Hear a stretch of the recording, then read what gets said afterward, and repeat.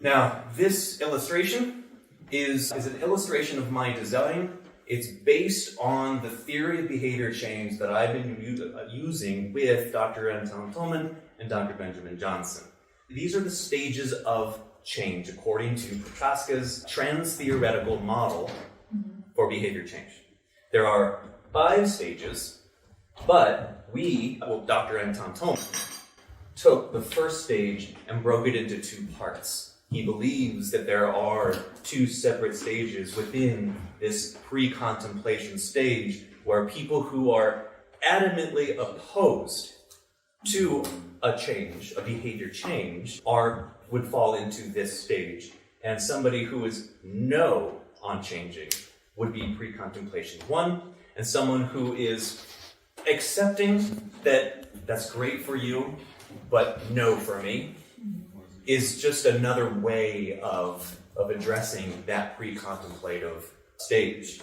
And so Dr. Tolman suggests allowing that change to the original theory because that distinguishes between pre-contemplation and contemplation, where a teacher has an intent to change in the future. And so this is really a big focus for us in trying to figure out what strategies best support teachers who are in a pre-contemplation stage and supporting that shift to contemplation, and instead of just expecting them to go immediately to the action stage. Question? Yeah, is it, the question is, do I want to change or I want to adapt something new? I want to adapt something new. Okay.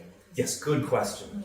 Because somebody might say, yeah, I'm open to new ideas. I'm open to change. And then you suggest a specific behavior and they say, no. So we had to be very specific that we were talking about the eduScrum framework. Okay. So the question was to the teachers, like, would you be willing to try eduScrum in your classroom? That's a good example of the kinds of phrasing that we would ask. And so the other thing about this image that's important are these arrows that show a cycle, because one of the most important parts of this theory is it's called recycling. And when somebody is in a particular stage and they regress backwards, that's not a bad thing. That is a natural part of the change process.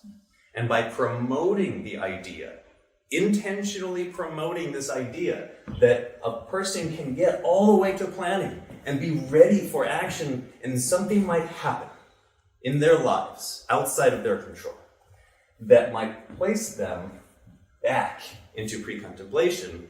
And by recognizing that as a natural part of this change process, you can intentionally address those instances and not be upset with them, but rather be more compassionate and start with these strategies and not continue promoting strategies that are no longer going to work for that person.